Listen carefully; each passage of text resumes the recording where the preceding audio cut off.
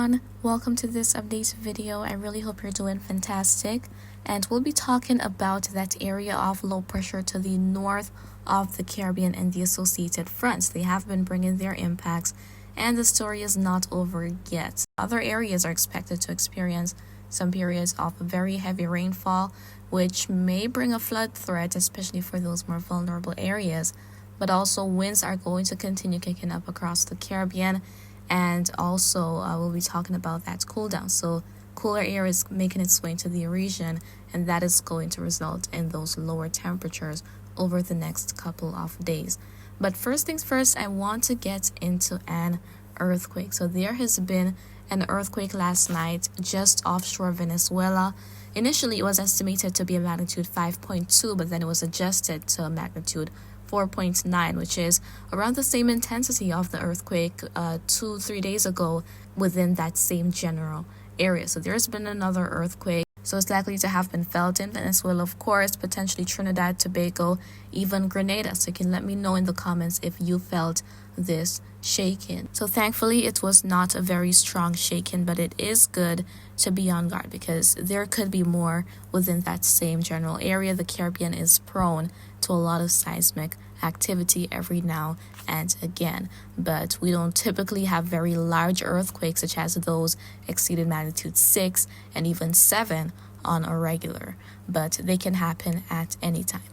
Going into the realm of weather now, here we're looking at the satellite, we're going back to it, and we're seeing that mess of all that activity to the north of the Caribbean. So there are a couple of frontal systems within the area. This is a look at the current surface chart. So there we can see the location. These would be a little bit further to the east here, but there we can see those frontal systems.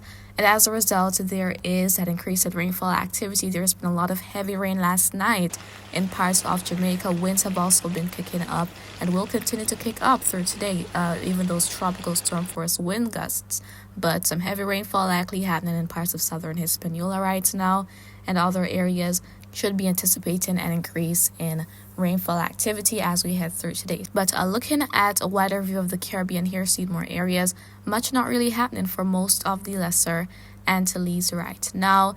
And in the vicinity of the ABC Islands, there's been some showers around also for parts of northern South America. But let's go on to that rainfall forecast. And this goes out into early tomorrow morning on the 7th of February. And here we are seeing that this map gets quite colorful in the vicinity of the Bahamas and Turks and Caicos Islands, also for parts of Hispaniola and over towards Puerto Rico, the Virgin Islands, sections of northern South America as well. So with the frontal system, there's likely to be that increase in rainfall activity for Puerto Rico and the Virgin Islands. And this is going to shift further to the east, especially as we head into tomorrow. So there may be a lot of heavy rainfall and even flooding as a result of all the rain expected. So across those aforementioned areas, there may be some periods of a very heavy rainfall.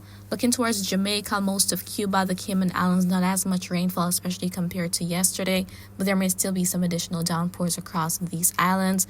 Towards Central America, much not really expected either for many areas. However, as we head towards some spots in Nicaragua, Costa Rica, Panama, there could be some shower activity. And then for northern South America, we're seeing that it is quite colorful there. So maybe up to 2.5 going to 3 inches of rain at the maximum in parts of Venezuela and even some spots in Colombia. Then over in the lesser Antilles, a whole lot of rain is not expected, but there may be some passing showers at times. And even for the ABC Islands, there could be some additional rainfall activity as we head through today. Now, as we take a look at the wind forecast for today, so this is as we're going to be heading into later this morning, and we're seeing all of these blue shadings across much of the Caribbean and the Western Caribbean, so offshore Central America, and even the islands such as San Andreas, Providencia, likely to be quite windy, very windy in the Cayman Islands, Cuba, Jamaica, and even headed toward Hispaniola, Puerto Rico, the Virgin Islands, and the lesser Antilles through Trinidad and Tobago. And also, as we look up toward the Bahamas, Turks and Caicos Islands, we're seeing those blue shadings. So it's going to be very windy. These winds up to around 25-30 knots, and those gusts even stronger than that. So more of those tropical storm force wind gusts gusts are going to be possible as we head through today. And eventually, as we head into tonight, it's the same story. Still very windy across much of the Caribbean. So there could still be those power outages, those instances of power outages, and even some downed trees with those stronger gusts. Finally, we're going on to the temperature anomaly map here, and this is for later today around noon thereabout.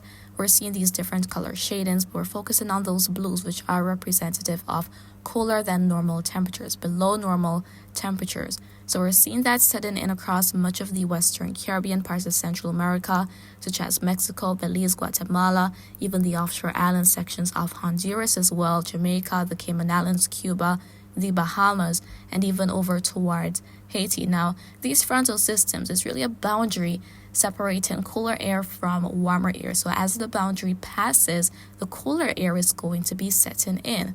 Looking towards tomorrow, there we're seeing this spreading even more across parts of the Caribbean toward Puerto Rico, the Virgin Islands, and eventually as we head into Thursday, that is going to be the story as well for parts of the Lesser Antilles, as we're seeing those cooler temperatures expected to persist across the region.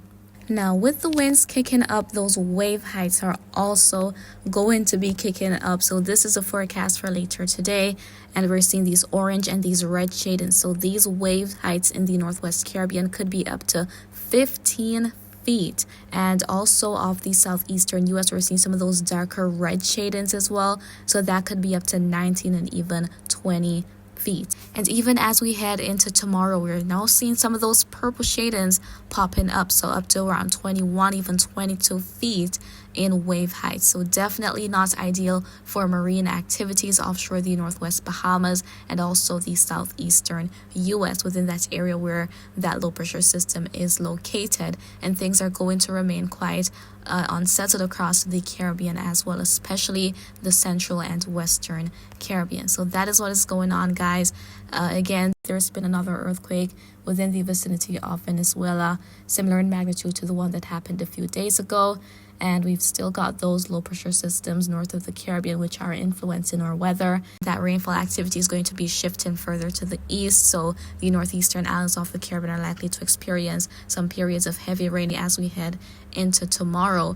And again, through today, there could be some instances of flooding and even power outages with those very strong winds, especially in areas such as the Cayman Islands. But I'll keep you guys posted as per usual.